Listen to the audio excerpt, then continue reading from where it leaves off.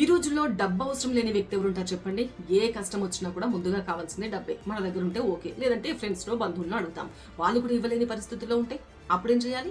అలాంటి సందర్భంలోనే చాలా మంది లోన్ యాప్స్ ని ఆశ్రయిస్తున్నారు. వాళ్ళు ఎవరో కూడా మనకు తెలియదు, మనం ఎవరు వాళ్ళకి తెలియదు, అడగగానే డబ్బులు ఇచ్చేస్తారు, అంతా బాగుంటుంది. ఒకవేళ కట్టడం ఆలస్యం అయిందనుకో, అప్పుడు చుక్కలు చుక్కలు చూపిస్తారు. చుక్కలు కదా, అంతకు మించి అని చెప్పొచ్చు. మీరు ఎన్నిసార్లు వార్తలు చూసుండరు? లోన్ యాప్స్ వేధింపులు భరించలేక యువకుడు సూసైడ్ చేసుకున్నాడు అని, యువతి సూసైడ్ చేసుకుందని, ఇలా ఎంతమంది ప్రాణాలు పోగొట్టుకున్నారో తెలుసా?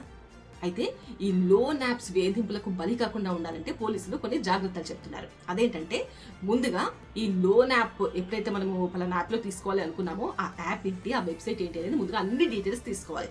ఒకవేళ మీకు అర్థం కాకపోతే మీ ఫ్రెండ్స్నో బంధువులను అడగొచ్చు. మాట సాయం అయితే చేస్తారు కదా, డబ్బులు సాయం చేసినా చేయకపోయినా. సో ఖచ్చితంగా మొహమాటం లేకుండా ఖచ్చితంగా మీరు షేర్ చేసుకోవాలి. దాంతోపాటుగా కండిషన్స్ అని ఉంటాయి. ఆ కండిషన్ని చాలా జాగ్రత్తగా చదివిన తర్వాతే మీరు ఓకే చెప్పాలి.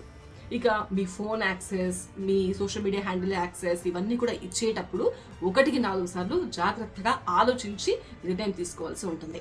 ఇక మీకు ఎప్పుడైతే మీరు కట్టడం ఆలస్యమైతే వేధిస్తారు కదా, మీ కాల్ లిస్ట్లో ఉన్న వాళ్ళందరికీ కూడా మెసేజెస్ పంపిస్తారు, పలానా వాళ్ళు డబ్బులు తీసుకున్నారు కట్టట్లేదు అని చెప్పేసి.